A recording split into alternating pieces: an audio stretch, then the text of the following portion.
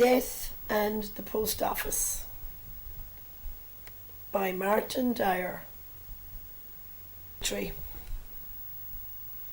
More than 150 post offices around the country closed as part of a deal reached between An Post and the Irish Postmasters Union. The speaker in this poem. The poet writes this poem from the point of view of a government official who is explaining the duties of closing the rural post offices to the person who is going for interview to get the job as closer of post offices.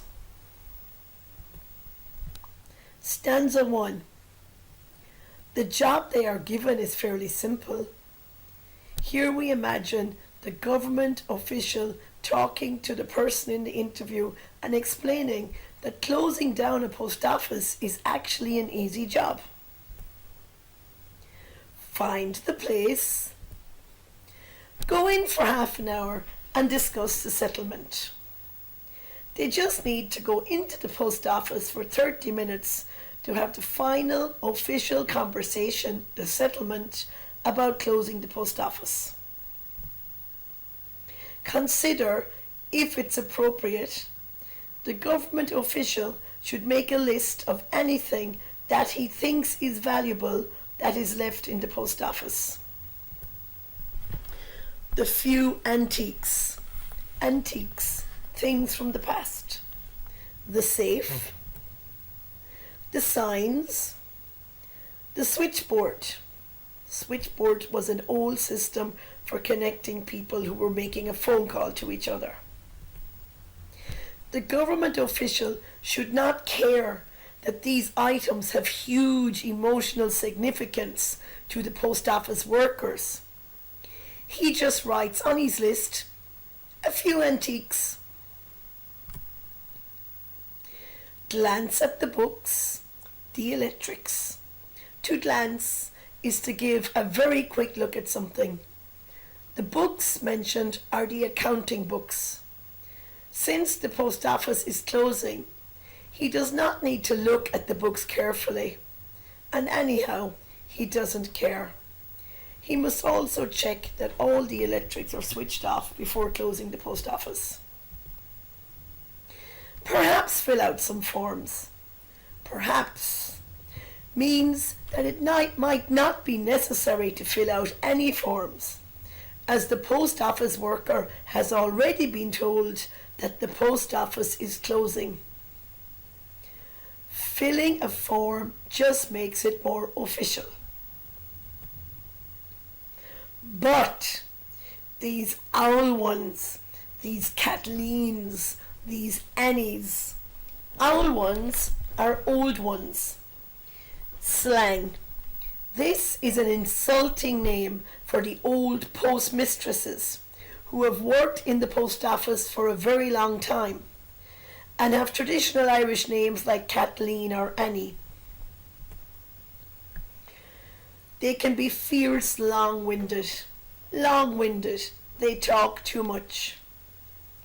It is the tradition of the village postmistresses to talk, even to strangers.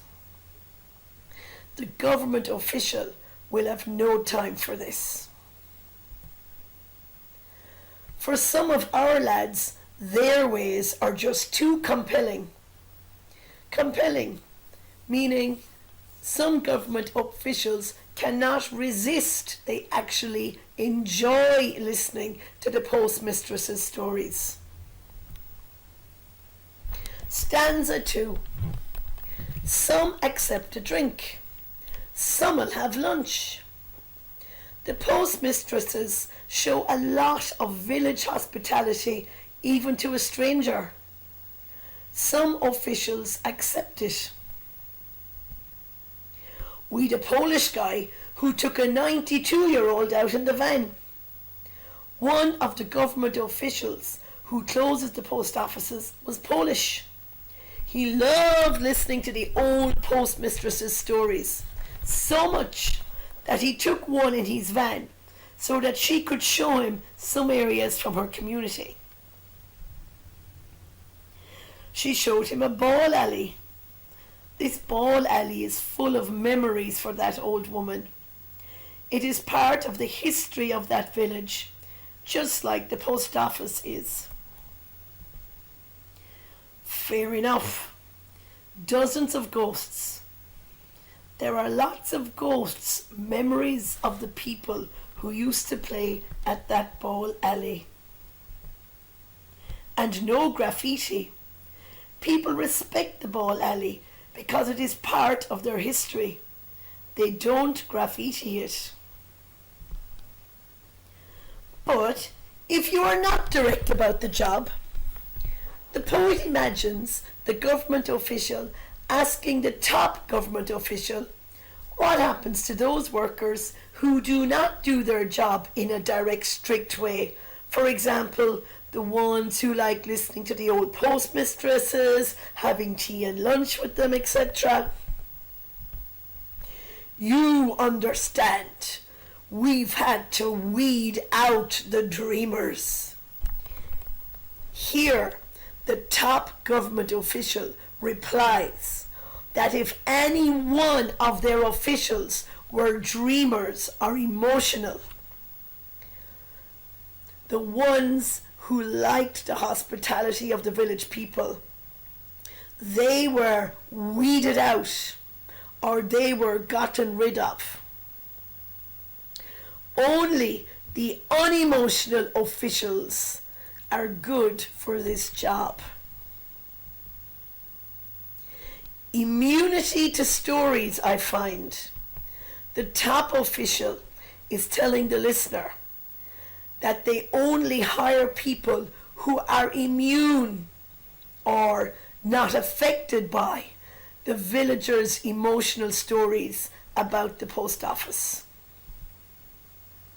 Immunity to these stories, I find, is the primary quality. The top official says that the number one quality he looks for when he is hiring is someone who is immune to emotional stories. You don't want to be sitting at an old table. We don't hire people who enjoy sitting with the village people at an old kitchen table under a clock that strikes you as fabulously loud. We don't hire people who actually like to listen to the loud sound of the villager's clock in their kitchen and think it's fabulous. Stanza 3. Or find yourself cradled by the past. We don't want to hire people who are comfortable listening to stories about the past. To cradle is to hold a baby in a comfortable way. Thinking a man need venture no further west. We don't want to hire people who love their village so much that they don't want to venture or travel out of it, or who love talking to people who don't like traveling out of their village. We don't want to hire those people. Than the brinky meats in a mouthful of milky tea. We don't want to hire people who are very happy to drink milky tea with the villagers and have never travelled more than the edge of a cup of tea. If the archive harbouring frailty, the archive, the old records, pictures and documents of the post office are kept safe and have weaknesses, of the postmistresses suit you, we will not hire you if you enjoy looking at the old pictures of the post office shown to you by the postmistresses. If her wit grants you the lost farm, we don't want to hire you if you enjoy listening to her interesting stories about a farm she no longer lives on. And maternity of the world. We don't want to hire you if you enjoy listening to the postmistress talking about returning to Mother Earth, to the farm where she grew up. If her isolated, dwindling village isolated, far away from the city, dwindling, getting smaller and smaller. A place without a pub or a shop. There are no pubs or shops in these villages. Stanza 4. Whose nearest decent-sized town is itself desperately quiet. Even the next biggest town is also very quiet. If these things move you, if you are emotionally affected by or feel sorry for any of these things or any of these types of people, we do not want to hire you. What I mean is, if you can't meet a forgotten countryside head on, a forgotten countryside, a small village that is not developing, to meet something head on, to deal with a problem directly and with determination instead of avoiding it. We don't want to hire you if you can't close the post office directly without getting emotional. And calmly dismantle her. We need someone who can calmly destroy village life, piece by piece, dismantle her, fold her up. We want someone who will pack up and destroy the village and fold it like an official file at the end of a meeting. Carry her out. We want someone to carry out the village like an official carries out his folder at the end of an important meeting. And ship her back to head office. He wants someone who will destroy the village, put it into a box and send it back to the government offices.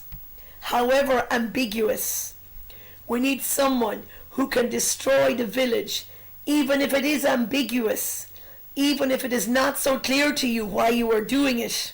However heavy-handed, we need someone who can destroy the village, even if it is heavy-handed, very insensitive and forceful. Or fateful, we need someone who can destroy the village, even if it is fateful. It will have disastrous consequences for the village. However bloody poignant the whole affair may seem to you, we need someone who can destroy the village, even if it is bloody poignant, very heartbreaking to you.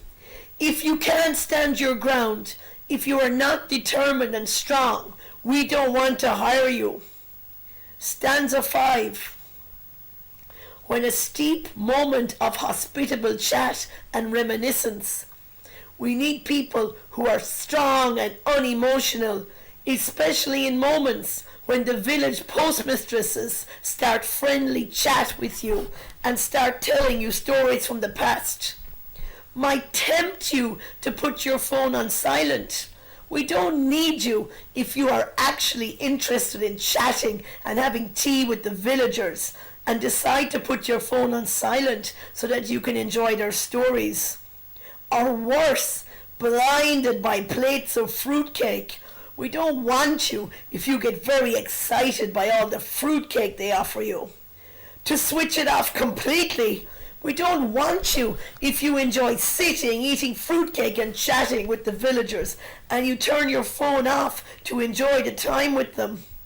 If you cannot accompany an inevitable change, we don't want you if you're not happy about change that cannot be stopped coming to the post offices, knowing you did not cause these people these ways to vanish. You need to feel deep inside you that it was not your fault that their village and lifestyle disappeared. Change had to come to them at some time. And if you will not sign off on expired things for us, we don't need you if you will not sign official documents to close the post office and see it as an expired thing, an old-fashioned, out of date, as well as the villagers who are expired. Then I'm sorry, but you are not our man. If you can't do all these things without getting emotional, then you are not the man for this job.